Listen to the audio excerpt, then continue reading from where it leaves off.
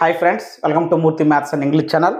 Friends, మనం ఈరోజు ratio and proportion అనే టాపిక్లో భాగంగా 6th క్లాస్ మ్యాథ్స్ టెక్స్ట్ బుక్లో 12.1 ఎక్సర్సైజ్లో ఉన్నటువంటి ప్రాబ్లమ్స్ కోసము డిస్కస్ చేయబోతున్నాం. గత వీడియోలో కొన్ని ప్రాబ్లమ్స్ సాల్వ్ చేయడం నేర్చుకున్నాం. ఒకనా వీడియో చివరి వరకు స్కిప్ చేయకుండా వాచ్ చేయండి. చూసిన ప్రతి ఒక్కరు కూడా లైక్ చేయండి, మీ ఫ్రెండ్స్కి షేర్ చేయండి. ఫ్రెండ్స్, ఇక్కడ మనం మొదటగా నేర్చుకోవడం ఏంటంటే ఈరోజు ఒక సంఖ్యను ఇచ్చిన నిష్పత్తిలో రెండు సంఖ్యలుగా విభజించడం ఎలా, దాని మీద ప్రాబ్లమ్స్ వస్తే అలా చేయాలి. అంటే ఒక ఎగ్జాంపుల్ చెప్తాను చూడండి. 100 రూపాయలని ఏ బి అనే ఇద్దరు వ్యక్తులకి 2:3 నిష్పత్తిలో పంచాలి. అంటే 2:3 నిష్పత్తిలో అంటే అవి 2:3 నిష్పత్తి అనేది వాళ్ళిద్దరికి వచ్చిన అమౌంట్ కాదు, భాగాలు మాత్రమే. అంటే 2 భాగాలు ఏకి 3 భాగాలు బికి అర్థం. 100 రూపాయల్లో 2 భాగాలు ఏకి 3 భాగాలు బికి అర్థం. అయితే ఏ నిష్పత్తిలో పంచామన్నామే కానీ అలా పంచితే వాళ్ళకి ఎంత వస్తుందని ఆ వాల్యూ మాత్రం చెప్పలేదు. ఆ వాల్యూని మనం ఇక్కడ కట్టాలి. ఆ టైప్ మోడల్స్ మనకి బిట్స్ మీద రావడం అనేది జరుగుతుంది. ఓకేనా?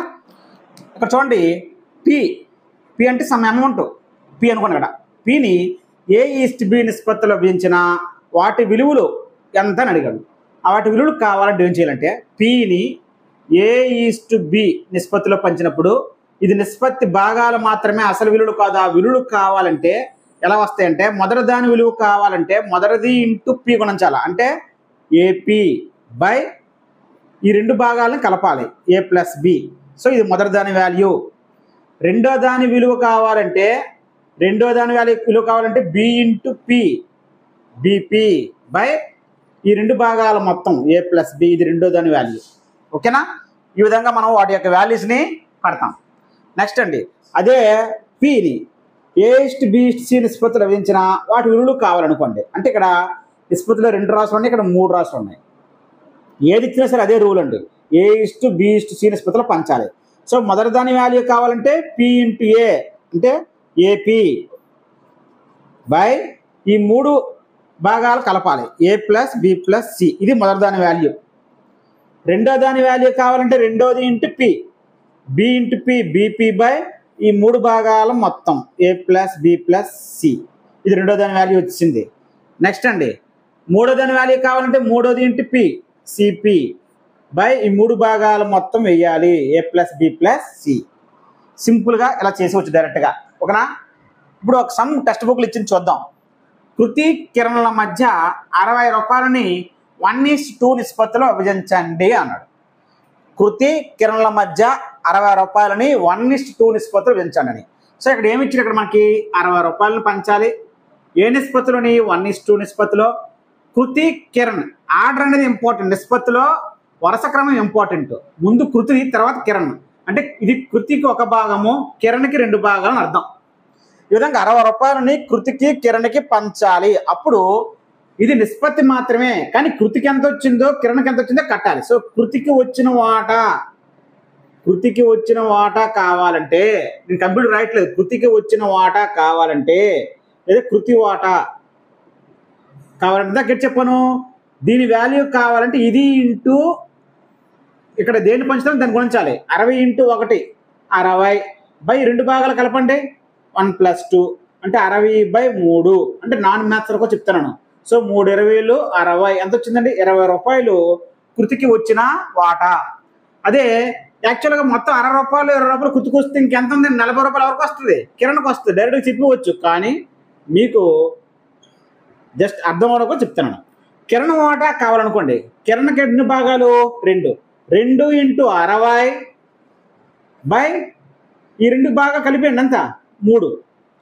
సో 3×20 60, 2×20 40 రూపాయలు. ఈ విధంగా ఈ 1 భాగం యొక్క అసలు వాల్యూ కావాలంటే 1 ఇంటూ 60/1+2. 2 భాగాల యొక్క అసలు విలువ కావాలంటే 2 ఇంటూ 60/1+2. సింపుల్. ఓకేనండి? దీనిని జనరల్గా చేసే పద్ధతి చూడండి. 60 రూపాయలని మొత్తం 1:2 నిష్పత్తులు పెంచాడు కదా. అంటే 60 రూపాయలని 1:2 నిష్పత్తులు పెంచాడు. 1:2 నిష్పత్తిలో విభజించాడు. ఇదేమో కృతి, ఇదేమో కిరణ్. అయితే దీని అర్థం ఏంటంటే 60 రూపాయలని ఎన్ని భాగాలండి? మొత్తం 2 భాగాలండి. 1+2 ఎన్ని భాగాలు? ఇది 1 భాగం మీద 2 భాగాలు కదా, మొత్తం 3 భాగాలు. 3 భాగాలు కలిపి 60 రూపాయలకి ఈక్వల్ అని అర్థం. అన్నప్పుడు ఒక భాగం ఎంత అవుద్దండి? 60/3 అంటే 20 రూపాయలు అవుద్ది. ఒక భాగం 20 రూపాయలు అయింది. ఇప్పుడు మనకు కృతి వాటా కావాలి. కృతి వాటా ఎన్ని భాగాలు? ఒక భాగమే. మరి ఇక్కడ ఒక భాగం ఎంత వచ్చింది? 20 రూపాయలు. అదే కిరణ్ వాటా కావాలి. కిరణ్కి ఎన్ని భాగాలు? 2 భాగాలు. ఒక భాగం 20 అయితే 2 భాగాలు కావాలంటే 2 × 20 ఎంత? 40 రూపాయలు. ఇది జనరల్గా చేసే ప్రాసెస్. ఓకేనా? వర్కింగ్ మోడల్ అని. కానీ డైరెక్ట్గా ఇలాగా చేసేవచ్చు డైరెక్ట్ మనం. ఓకేనండి? ఇప్పుడు వీటి మీద కొన్ని సమ్స్ చేద్దాం. సమ్ చూడండి ఫ్రెండ్స్. శీల మరియు సంగీత మధ్య 20 పెన్నులను 3:2 నిష్పత్తిలో విభజించుకున్నాడు. 20 పెన్నులు 20 పెన్నులను ఏ నిష్పత్తిలో విభజించుకున్నాడు? 3:2 నిష్పత్తిలో. అంటే శీల 3 భాగాలు, సంగీత 2 భాగాలు. సో శీల ముందు అన్నాడు కాబట్టి ఈ ముందుది శీల సంబంధించింది. సంగీత తర్వాత అన్నాడు కాబట్టి ఈ 2 భాగాలు అనేది సంగీత సంబంధించింది. ఓకేనా? ఆర్డర్ అనేది ఇంపార్టెంట్. 20 పెన్నులని శీలాకి సంగీతకి మధ్య 3:2 రేషియోలో విభజించుకున్నాడు. అంటే ఏ నిష్పత్తిలో పంచమని చెప్పాడు కానీ వాళ్ళకి ఎన్ని పెన్నులు వస్తాయో చెప్పలేదు. అవి కనుక్కోవాలి. సో శీలాకి వచ్చిన పెన్నులు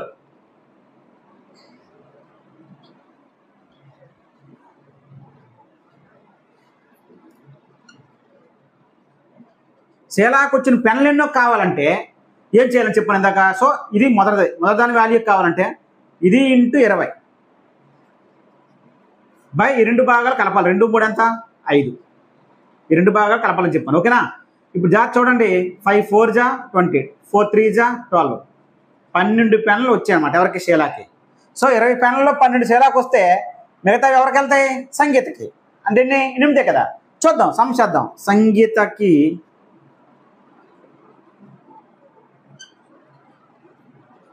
వచ్చిన పెన్నులు. సో సంగీతకు వచ్చిన పెన్నులు కావాలంటే ఈ భాగం కావాలి. దీని వాల్యూ కావాలంటే ఇది × 20 బై ఈ 2 భాగాల మొత్తం అంతా 5. సో 5 4 జా 4 2 జా 8. ఎన్ని పెన్నులు వచ్చాయండి? 8 పెన్నులు వచ్చాయి. ఓకేనా? ఈ విధంగా మనము చేయడం అనేది డైరెక్ట్గా చేసేవచ్చు లెక్కని. నెక్స్ట్ చూడండి. 3,500 రూపాయలను A, B, Cలకు 2:3:5 నిష్పత్తిలో విభజించండి అన్నాడు. ఓకేనా?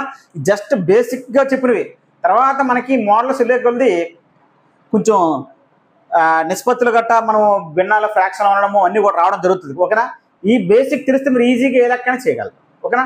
టెక్స్ట్ బుక్లో ఈ సమస్య మనకి ఇవ్వడం జరిగింది. ఇది ఇవ్వలేదు కానీ ఇది టెక్స్ట్ బుక్లో సమ్మె.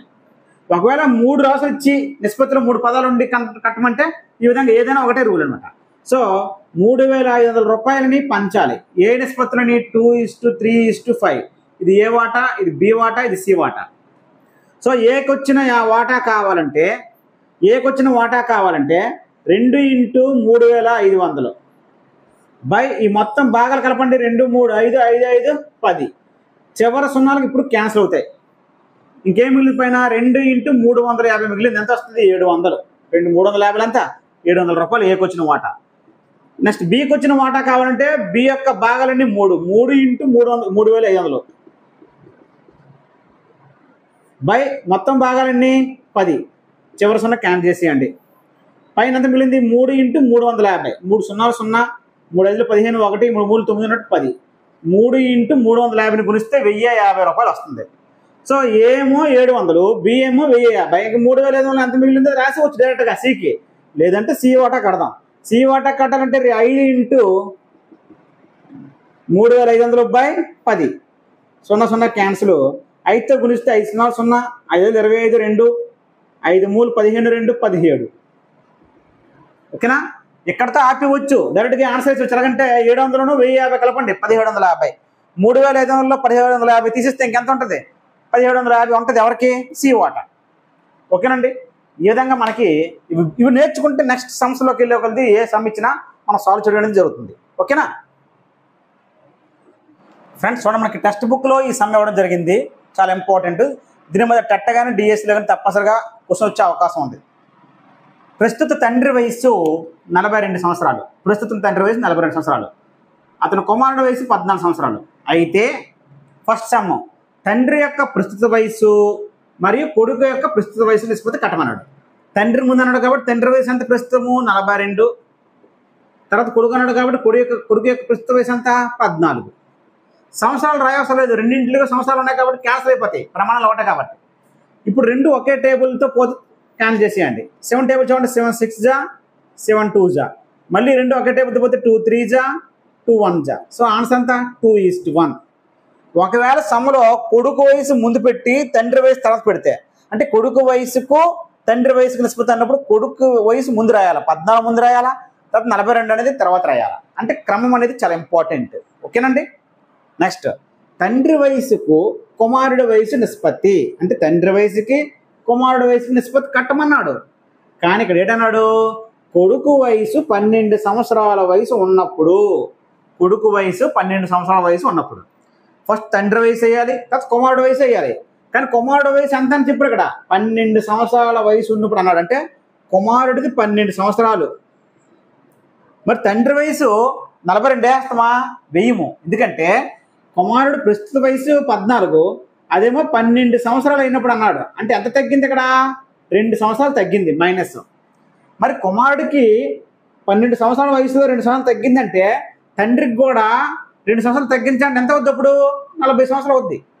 సో కొడుకుకి 12 సంవత్సరాలు ఉన్నప్పుడు తండ్రికి ఎంత అవుద్ది 40 సంవత్సరాలు. కాబట్టి 40 సంవత్సరాలకి 12 సంవత్సరాలకి కట్టాలి. ఎందుకంటే కొడుకు వయసు క్లియర్గా 12 అన్నాడు. కానీ తండ్రి వయసు ఎంత కట్టాలో చూసుకోవాలా. ప్రస్తుత వయసు నుంచి 12 సంవత్సరాలు అన్నాడు కాబట్టి 2 తగ్గింది, తండ్రి వయసు కూడా 2 సంవత్సరాలు తగ్గుతుంది. అప్పుడు 40కి 20కే చెయ్యాలి, 40కి 12కే కట్టాలి. ఓకేనా. సంవత్సరం క్యాన్సిల్ అయిపోతుంది అండి. సో 40 12 ఈ రెండు ఒకే టేబుల్తో తెలిస్తే చూసుకోండి. ఓకేనా. 4 10 జా 4 3 జా 4 10 జా 4 3 జా. సో 10:3 అనేది దాని యొక్క ఆన్సర్. ఓకేనండి. ఈ విధంగా ఈ కండిషన్ చూసుకోవాలి జాగ్రత్త, చాలా ఇంపార్టెంట్ ఈ మోడల్.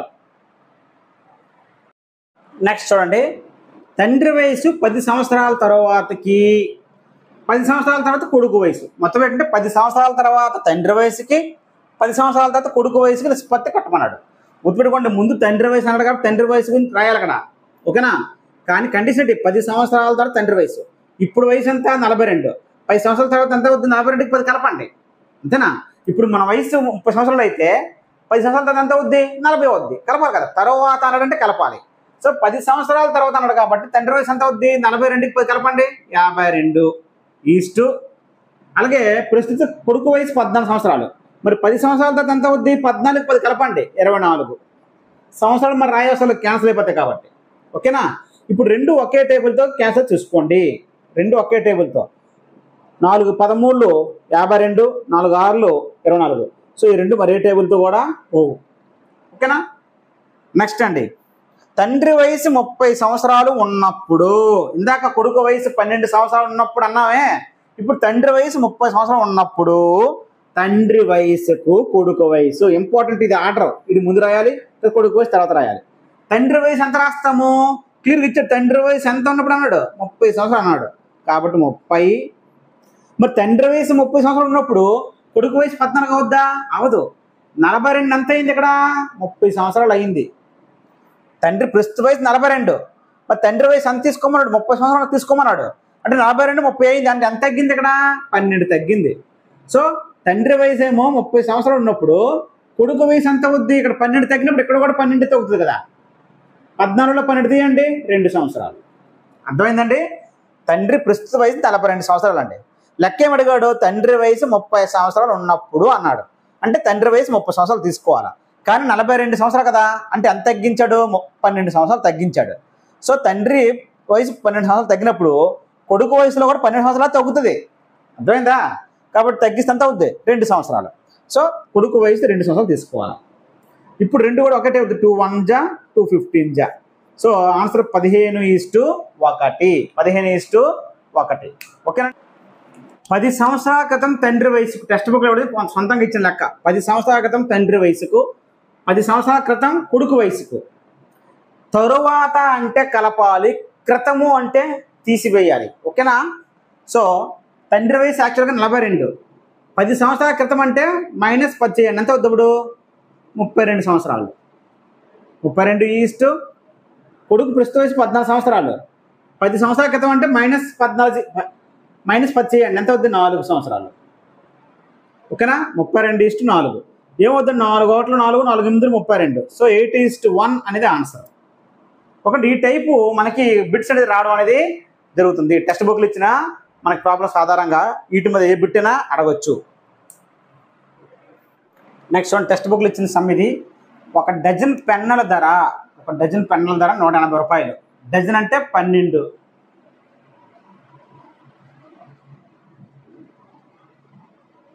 సో 12 పెన్నుల ధర 180 రూపాయలు. డజన్ అంటే 12. నెక్స్ట్ ఇక్కడ 8 బాల్ పెన్నుల ధర అని ఇచ్చాడు.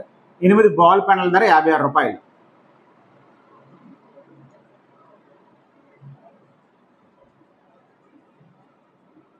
అయితే ఒక పెన్ను ఖరీదు మరియు ఒక బాల్ పెన్, అంటే పెన్ను ఖరీదు బాల్ పెన్నుల ఖరీదు, ఒక పెన్ను లేదా ఒక బాల్ పెన్ను, వాటి ధరల నిష్పత్తి కట్టమన్నాడు. ఒక పెన్ను ఖరీదు మరియు ఒక బాల్ పెన్ ధరల యొక్క నిష్పత్తి కట్టమన్నాడు. ఓకేనా? అయితే 12 పెన్నులు 180 రూపాయలు అయినప్పుడు ఒక పెన్ను ఏమవుద్దో ఎంత అవుద్దో కొద్దాం. ఒక పెన్ను ధర 180/12. 12 ఒకట్ల 12, 12 5 60. ఎంత వచ్చింది? 12 15 180. సో ఒక పెన్ను ధర 15 రూపాయలు. 8 బాల్ పెన్నులు 56 రూపాయలు అయినప్పుడు ఒక బాల్ పెన్ ధర 56/8. 56/8, 8 ఏళ్ళు 56, 7 రూపాయలు. సో ఇప్పుడు ఏమడిగాడు? ఫస్ట్ ఒక పెన్ను ఖరీదు ముందు అడిగాడు. సో ఒక పెన్ను ఖరీదు ఎంత కదా? 15 రూపాయలు. అంటే 15 2 రూపాయలే కాబట్టి మనం రాయ అవసరం లేదు. 15 ఈస్ట్ ఇక్కడ రాద్దాం. 15 తర్వాత ఒక బాల్ పెన్ ధర ఎంత అన్నాడు? 7. ఈ రెండింటి నిష్పత్తి అంటే 15, 7 ఒకే టేబుల్లో పోతాయా? పోవు. కాబట్టి కనిష్ట పదాలు ఉంది. కాబట్టి ఆన్సర్ ఇదే. 15:7 అనేది దాని ధర, దాని యొక్క ఆన్సర్. సారీ. ఓకేనా? ఒక డజన్ పెన్నుల ధర నుంచి ఒక పెన్ ధర కట్టాం. 8 బాల్ పెన్నుల ధర నుంచి ఒక బాల్ పెన్ ధర కట్టాం. అప్పుడు వాడు ఏమడిగాడు? ముందు ఒక పెన్ ధర 15 ఈస్ట్, తర్వాత బాల్ పెన్ ధర, ఒక బాల్ పెన్ ధర 7. ఆ రెండింటి నిష్పత్తి కట్టాలి. ఓకేనా? నెక్స్ట్ ఇది ఎక్స్ట్రా సమ్. ఇలా కూడా అడగచ్చు. 5 డజన్లకు 2 స్కోర్లకు నిష్పత్తి అన్నాడు. 5 డజన్లకు 2 స్కోర్లకు. డజన్ అంటే 12. సో 5 డజన్లు అంటే 5 12 ఎంత అవుద్ది? 5 × 12 దగ్గరికి వేద్దాం. 5 డజన్లకు 5 డజన్లు అంటే 5 12 60 ఈస్ట్. మరి 2 స్కోర్లు అంటే స్కోర్ అంటే ఎన్ని వస్తువులు? 20 వస్తువులు. కాబట్టి 2 స్కోర్లు ఉన్నప్పుడు 2 20 ఎంత? 40 వస్తువులు. 5 డజన్లు అంటే 60 వస్తువులు. 2 స్కోర్లు అంటే 40 వస్తువులు. ఎందుకంటే ఒక స్కోరు 20 వస్తువులు. అలాంటిది 2 స్కోర్లు కావాలంటే 2 × 20 నాన్ మెసర్గా చెప్తాను, 40 వస్తువులు. ఓకే, అలాగ వచ్చింది 40. 5 డజన్లు అంటే 5 12 60 వస్తువులు. 2 స్కోర్లు అంటే 40 వస్తువులు. ఈ రెండింటికి రేసగచ్చు. ఎప్పుడైనా నిష్పత్తిలో 2 ఇచ్చి క్యాన్ చేసేటప్పుడు చివరిన ఇక్కడ ఒక 0, ఇక్కడ ఒక 0. అంతేగాని ఇటు పక్క 2 0 కూడేసి ఇటు పక్క ఒక 0 కొట్టకూడదు. ఇక్కడ 2 0 కొడితే చివరిని 2 0 క్యాన్సిల్ చేయాలా. ఇక్కడ ఒక 0 క్యాన్సిల్ చేస్తే చివరిని ఒక 0 క్యాన్సిల్ చేయాలి. ఓకేనా? 6:4 ఉంది. 2 3 2 2 ఆన్సర్ అంతా 3:2 అనేది దాని యొక్క ఆన్సర్. మీకు ఇక్కడ డౌట్ రావచ్చు ఏంటంటే, సార్ ఇక్కడ వస్తువులు అంటే ప్రమాణాలు ఇట్లేవు అనొచ్చు. ఇక్కడ ఇప్పుడు డజన్లు స్కోర్లు అనే ప్రమాణాలు ఒకలా లేవనుకోవచ్చు. ఎందుకంటే 5 డజన్లు అంటే 60 వస్తువులు ఈస్ట్. 2 స్కోర్లు అంటే 40 వస్తువులు.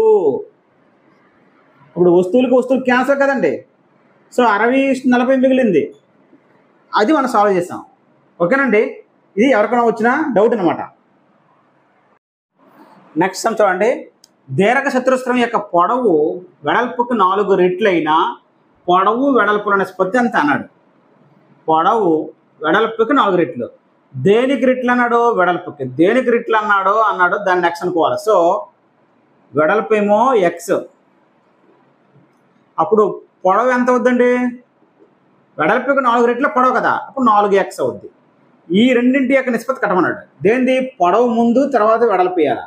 సో పొడవు ఎంత అవుద్ది? ఇక్కడ 4x ఈస్ట్ వెడల్పు x. xకి x cancel. 4:1 ఆన్సర్ అంటే 4:1. ఓకేనండి? నెక్స్ట్ 100 గ్రాముల కాఫీ పొడి ధర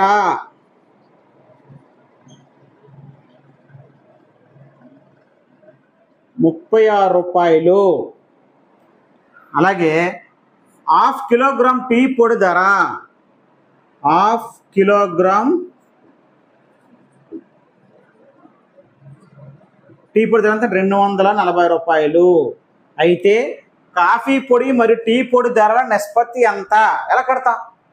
హాఫ్ కిలోగ్రామ్ అంటే ఎంత అండి? ఇది 500 గ్రాములు అని అర్థం, అంతే కదా. హాఫ్ కిలోగ్రామ్ అన్న 500 గ్రాములు అన్న ఒకటే కదా. సో 100 గ్రాముల కాఫీ పొడి ధర 36 రూపాయలు, 500 గ్రాముల టీ పొడి ధర 240 రూపాయలు. ఈ రెండింటి నిష్పత్తి అంటే 32:240 తప్పు. ఎందుకంటే క్వాంటిటీ ఇక్కడ 100 గ్రాములు ఉంది, ఇక్కడ 500 గ్రాములు ఉంది. ఈ రెండు సమానంగా లేవు కదా, అప్పుడు నిష్పత్తి కట్టలేము. ఈ రెండు సమానం చేయాలి. ఇది 500 గ్రాములు ఉన్నప్పుడు ఇది 500 చేసేయండి. దీన్ని 100 గ్రాములు 36 అయినప్పుడు 500 గ్రాములు దీనిలాగా దీన్ని 500 గ్రాములు చేయాలంటే దీన్ని 5తో గుణించేయండి. ఓకేనా?